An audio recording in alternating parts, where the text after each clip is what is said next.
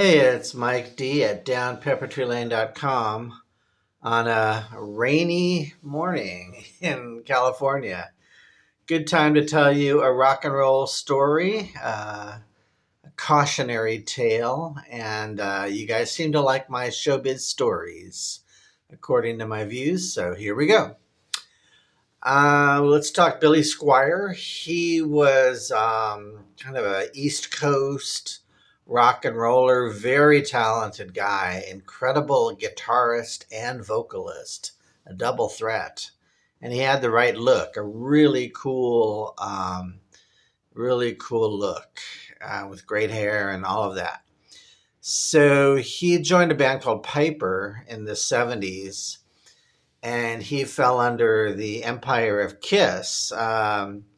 Bill Coyne was the manager of Kiss, and he wanted to create this dynasty of rock stars. And he signed Piper, and they had two albums, but they never really went anywhere. Kiss was actually frustrated with this. They wanted Bill Coyne to just manage Kiss, and there was a lot of tension around that. So I remember hearing about Piper. I would read the rock magazine Circus, if you can get old copies of Circus. They did a good job. They took it seriously, and they would, treat rock and roll as news for young teenagers. And Piper, there were big ads to buy their record and get them on the radio. They just never quite had that hit single on the radio that you need to drive the engine. But they have two records, and you can check out Billy Squiers' Piper if you so desire to see his early work with the band. So then they fell apart. By 1980, Billy went solo, which is the common thing that's done. The most talented member usually breaks off and, hey, let's try this again as a solo act. The talent is still there. So in 1980, he releases The Tale of the Tape. And it starts to get some kind of critical buzz like, hey, this guy's really different and talented. And he's kind of waiting in the wings to break out. And I remember, it was building with Billy in that year, 1980. But 81, it exploded. He had a record called Don't Say No. And The Stroke was a massive popular song. I mean, he blasted into the rock stratosphere. And in 81, MTV started. So perfect timing. So he was one of the first rockers on MTV in 81 and getting his videos in airplay right away, building this big audience of a lot of like blue collar kind of working, maybe teenagers and people in their young 20s, factory workers in the Midwest. And that's important for later in the story. Okay. Just remember that. It wasn't like a glitzy audience like for Duran Duran or Cyndi Lauper. It wasn't that kind of a thing. It was meat and potatoes rock and roll. And there's a place for everything in the top 40, of course. So FM radio plays his records a lot. A lot of deeper cuts, like In the Dark, are pretty big on FM radio, although they may not do as well as AM. So he's got both sides covered.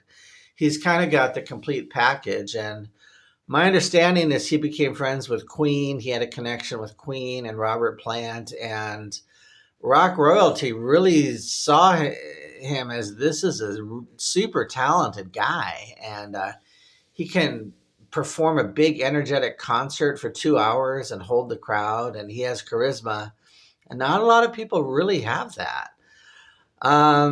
So I can honestly, in the early 80s, Billy Squier was like the guy who kind of bridged the rock and pop and MTV world, and very crowd pleasing and popular. So by 83, 82, he does really well. It keeps touring, bigger audiences, bigger concert halls. And in 83, he releases Emotions in Motion, which was a fantastic record. There's a song called Everybody Wants You.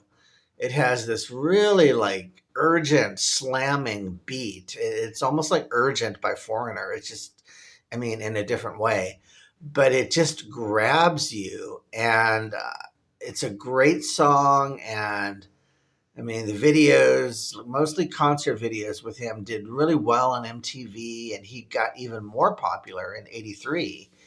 And different songs like My Kind of Lover, were all over the radio. And around, I think, late 83 or 84, I went to the Long Beach Arena with some friends and we scrapped up the money for a ticket. And I was really a young, teenager, but I went to see, he filled up the Long Beach Arena, which is a pretty big place, maybe 10,000 seats or 12,000. And, this was kind of his pinnacle. He was really an exciting show. And I remember, everybody just felt this is going to be the face of the 80s, the guy who's going to carry the torch from the 70s rockers, who some of them had started to fade away, like maybe Bob Seger getting a little bit older or whatever.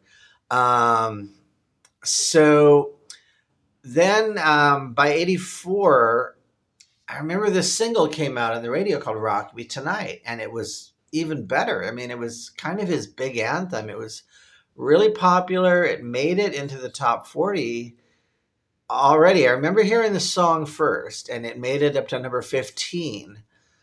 And then MTV had this big buzz that, oh, we're going to premiere his video for Rock Me Tonight. Well, fine. The song's already a hit, so this will just enhance it, right?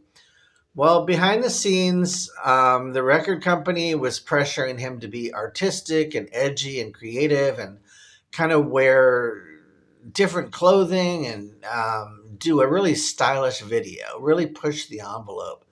So they hired this guy named Kenny Ortega, who's great for like Dirty Dancing. He did that movie and Broadway choreography and that kind of stuff.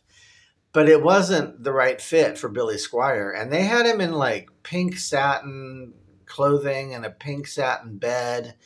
And he was rolling around on the floor and doing really weird kind of spastic dance moves that just looked terrible. I mean, it was, awful or embarrassing, and rolling around on the floor.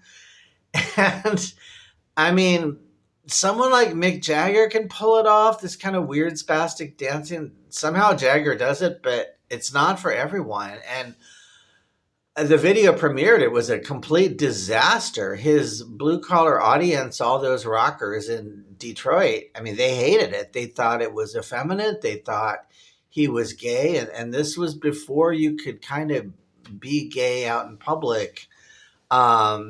Everything was very much more don't ask, don't tell in the culture at that time. Thank God it's changed, But it was too abrupt all of a sudden for his mainstream audience. And the video gets better. He finally leaves this horrible apartment with these satin sheets and gets into the concert hall, and he's rocking out with his band. But by then it's too late. I mean, the damage has been done. So he had strong reservations about this video. He did not want to do it, but there was a lot of pressure to get this big video out on MTV, and he caved in to his management and people around him.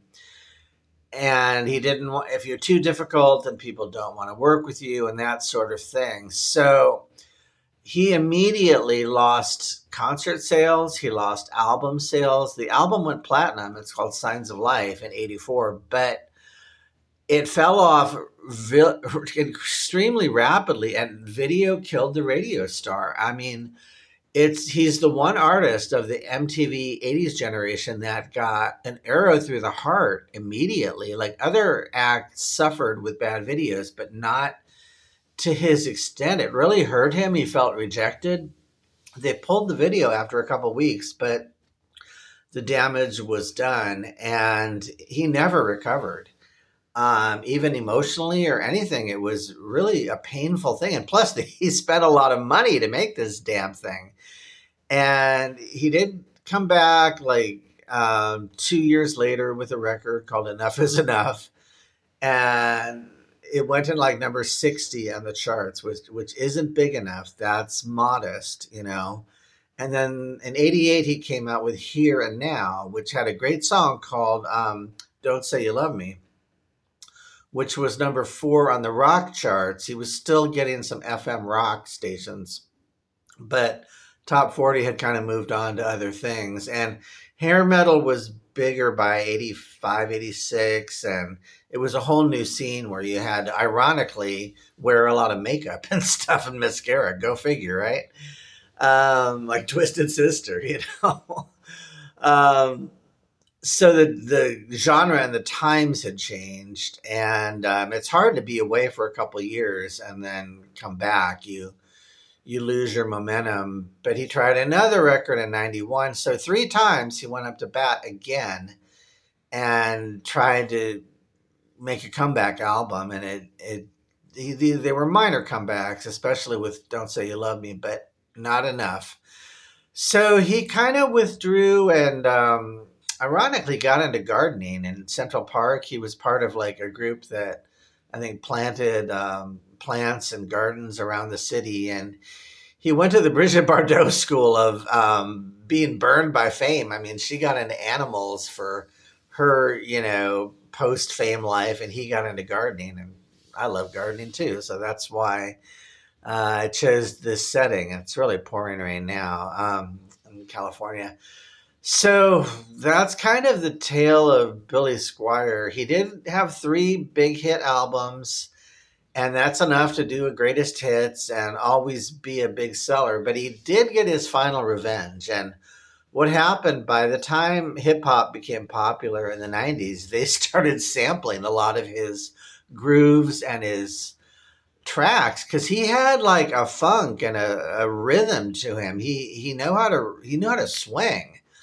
And so his tracks, backing tracks, were used in hip hop and rap, and he made a lot of money.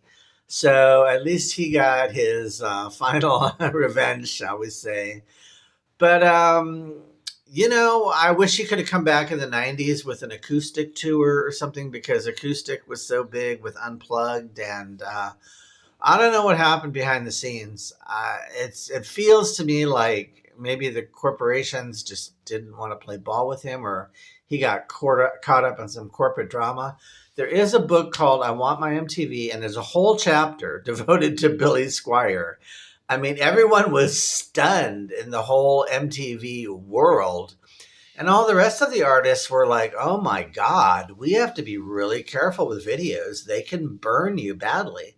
They can enhance your career. They can make you famous, or they can really burn you badly. So it ended up being like a cautionary tale about fame and your image. And someone forgot to realize that Billy's fans were meat and potatoes, blue collar fans in the Midwest. And they want their rock and roll straight up and just served plain meat and potatoes. That's fine. That's all you need to do. So someone dropped the ball and forgot about his main hardcore audience. It wasn't like a Duran Duran audience, which would be much more open to that kind of thing. But he needed to transition in a more fluid manner and not so suddenly. But anyway, watch the video, Rock Me Tonight, and make up your own conclusions. This was one man's opinion, but I was there in the '80s and I saw the immediate backlash. It was really upsetting for me. I like Billy Squier a lot, but he got burned. All right. This is Mike D at downpeppertreelane.com. I'll put up like a PayPal link so some financial angels can support me and really help me out with give me love back, and like and subscribe, all that good stuff. Thank you guys. Bye.